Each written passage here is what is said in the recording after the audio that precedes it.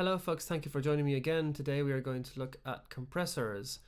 There are many different types and we want to have a look at the sort of basic type to see how they differ, what their strengths and weaknesses are, how you might choose them for a particular use. I've got 6 different ones here. I've tried to match them as much as I can with ratios, thresholds. They're all doing 10 dB of gain reduction, which is obviously a lot, but the reason I've done this is so you can hear what they're doing very clearly without sort of going overboard with way too much compression, even though 10 dB is quite a bit for some of these guys. At 1 to 3, which is how you might use them normally, the difference between them is less obvious. So we're just pushing them a bit harder, so it's an easier task for us to identify them. Okay, let's get going today. We're going to have a dubstep beat, which is quite hot, far hotter than I would use, but it's a good example for what we need here.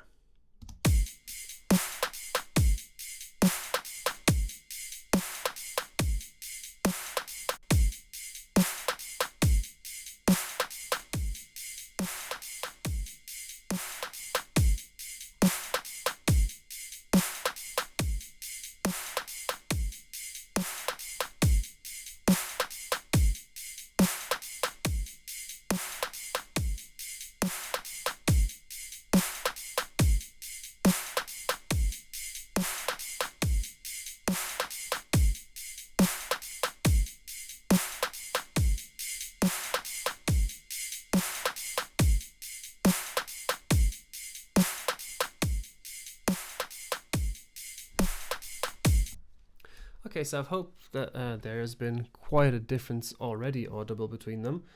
Let's have a little talk about them. So I'll give you something to really listen out for so you can really hone in on what we're going for. So starting off with the LA2A, which is this one up here. It's a leveling amplifier, which means that it's got a slow attack and a slow release.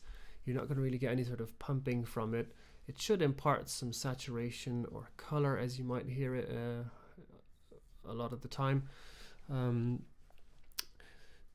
What it'll do is it'll just kind of round everything off in a quite gentle fashion. So let's have a listen to that.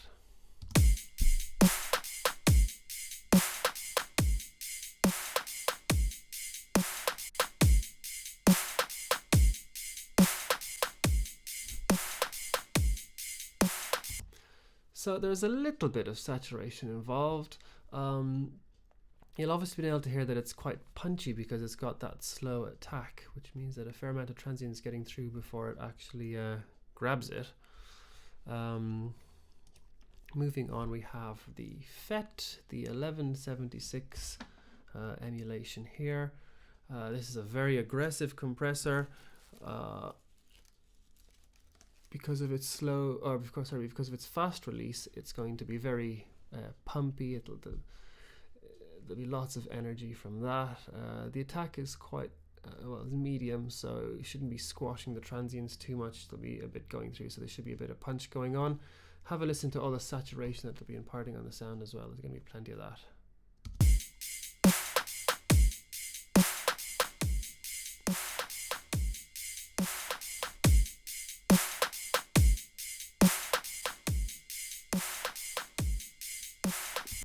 So it's smashing the bass quite hard. Obviously this is something that this compressor is not best suited for, just because this track is already so heavy, and if I were to take the gain reduction down on the LA2A, it might have been a bit more, it might have been a bit better. The way it was there, it was sort of doing too much to it, it was crushing it lifeless. Okay, let's have a look at the Vertigo, which is just a digital remake of the actual unit. This one is a more transparent compressor than the 1176. It is a bit kind of thin sounding, and that's its reputation, being a VCA. It should grab the transients very well. Things that are not transients, it'll kind of leave alone. So have a listen to a bit of saturation from it, not too much, and very little pumping compared to the 1176.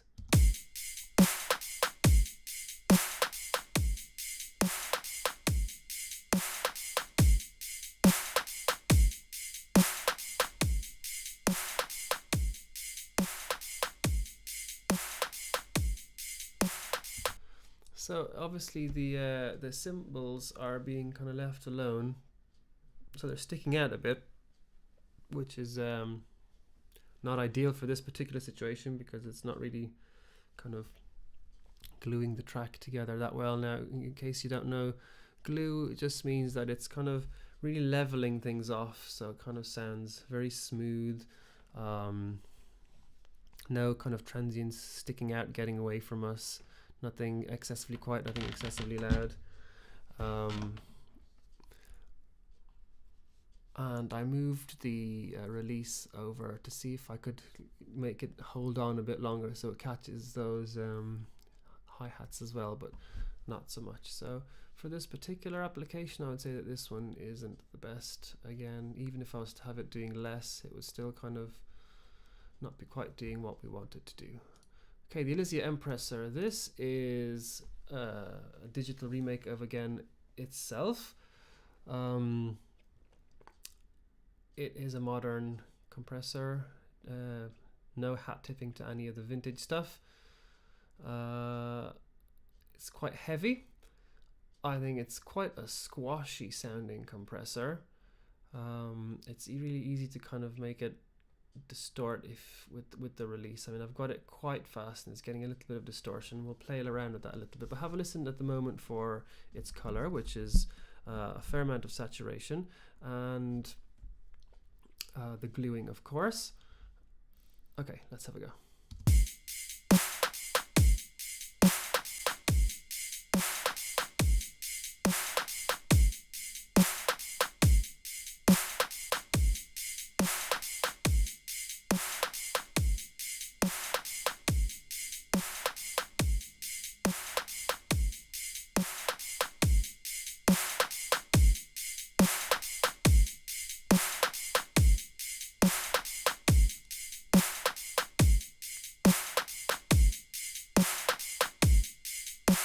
So even on 4 decibels of gain reduction, there's still a fair amount of color to the sound. I've really put the release, I've slowed it down a lot so we get less distortion from it, but we're still getting some.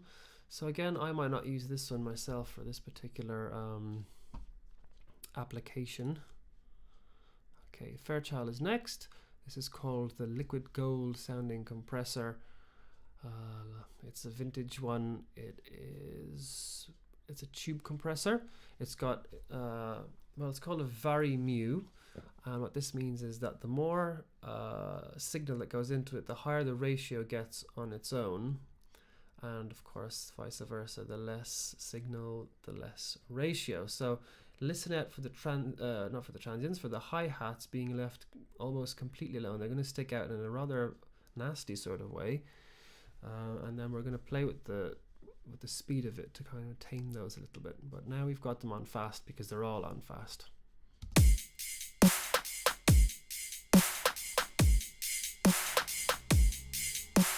So you can hear there's a bit of saturation going on, but it's quite unpleasant at the moment because of the way the hi-hats are working. Let's adjust it a little bit.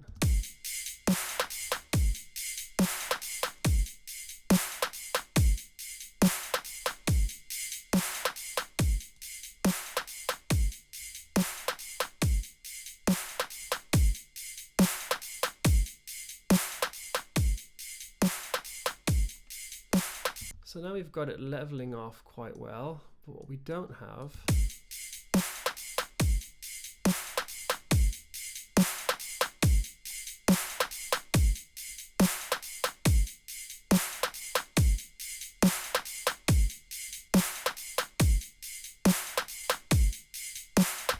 we still have some color, of course, but we really don't have as much as we had when it was on a fast attack and release, but it's very smooth now.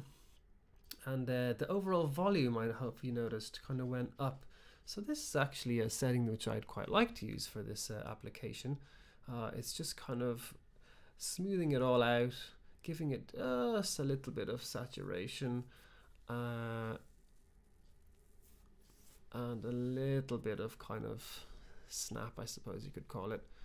And moving on to the final one, the Elysia Master Alpha. Again, this is just a digital remake of an actual hardware plugin. actual hardware unit, better said.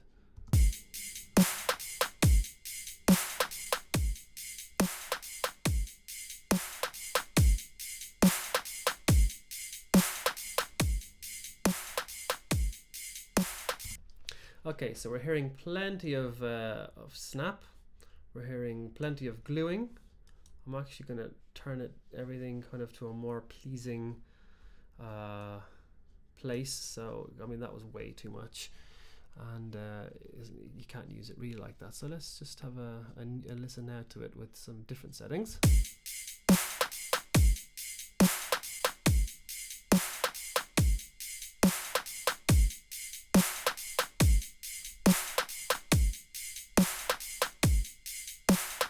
Okay, so now what I'm hearing is that the sound is being left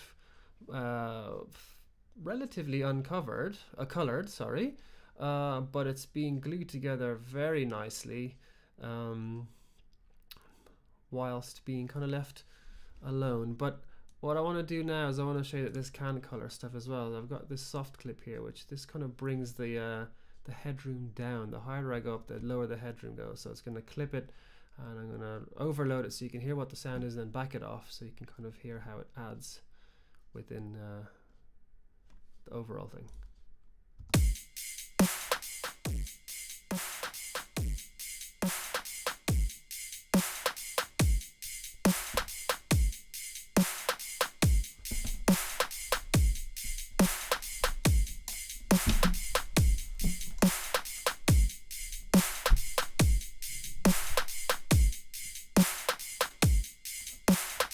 So now we have a fair amount of color going on as well. Hopefully my cat doesn't destroy my whole computer climbing up on everything. And this is a usable thing. I'd probably turn down the soft clip. Actually, I quite like it transparent. Possibly this or the Fairchild for this particular example were my favorites. They're kind of adding what I needed, but not too much more than what I needed, and just being sort of nicely controlled. In fact, let's just have a listen to the two of them again.